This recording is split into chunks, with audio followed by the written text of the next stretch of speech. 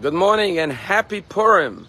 Yes, today is Purim Katan, the small Purim. You see, this year there are two Adars. It's a Jewish leap year.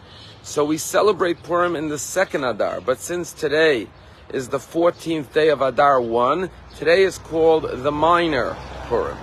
And what are we supposed to do on the minor Purim? Well, we don't send Shalach Manot and we don't necessarily read the Megillah. We do add joy and festivity to this day. And so we go into Shabbos with greater joy and greater happiness. As a matter of fact, Jewish law is divided into 4 volumes. The first volume is Orach Chaim, the way of life. It's about the daily responsibilities and routines and rituals of a Jew. And it begins with the words of King David, Shiviti Hashem lenegdi tamid. I have placed God before me constantly. What about the ending of the book of Orach Chaim, the way of life? It concludes with a discussion of the laws of today. And what it says is that there's 2 opinions. One opinion says you don't have to increase in eating and drinking and festivities on the minor Purim. However, the concluding opinion says that yes, you should add to the festivities of this day. You should eat and drink and celebrate more in honor of the minor Purim. And the concluding passage that the Rabbi Moshe Isserles quotes is the verse that says, Tov Lev Mishter Tamid. Good is a constantly rejoicing heart. And notice our rabbis say that he begins his book with a 4-letter verse and he concludes his book with a 4-word verse. He begins with, I have placed God before me constantly, Tamid, and he concludes with Tov Lev Mishter Tamid.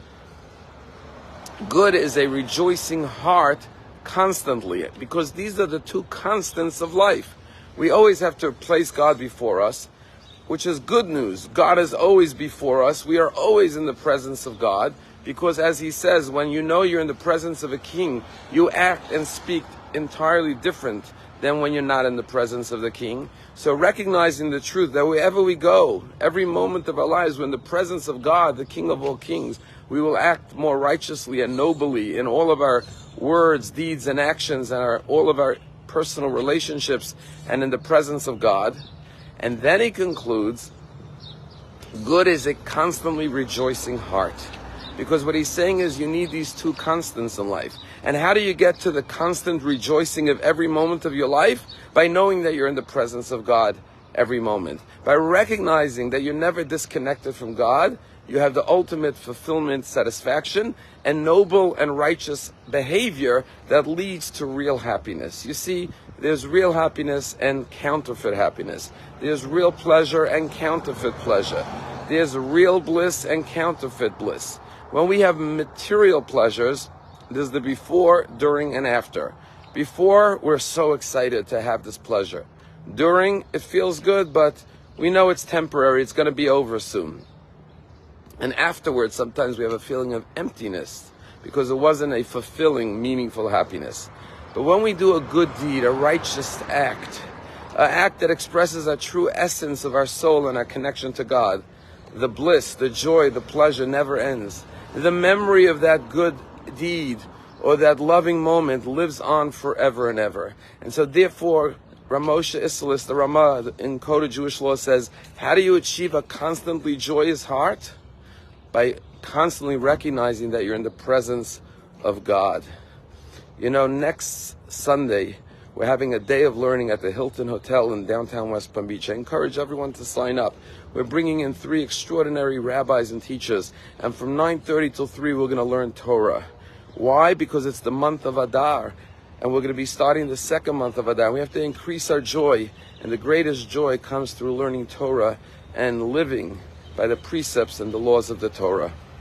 Just the other week, we had with us a young girl, 28 years old, Milit Bar Chaim, who survived the Nova Music Festival by hiding in a bush for 6 hours until she was rescued miraculously.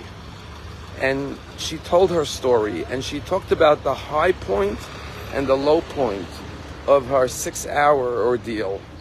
And she said the lowest point was as she was hiding with her friends under a bush, and the terrorists were literally walking all around them, and they heard the gunshots, and from the shots they knew it wasn't the IDF, because the IDF doesn't just shoot spray bullets randomly.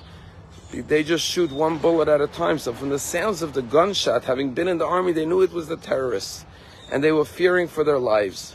But she said the most crushing and painful moment was when she was so close to the terrorists who were walking by her, and she heard them laughing.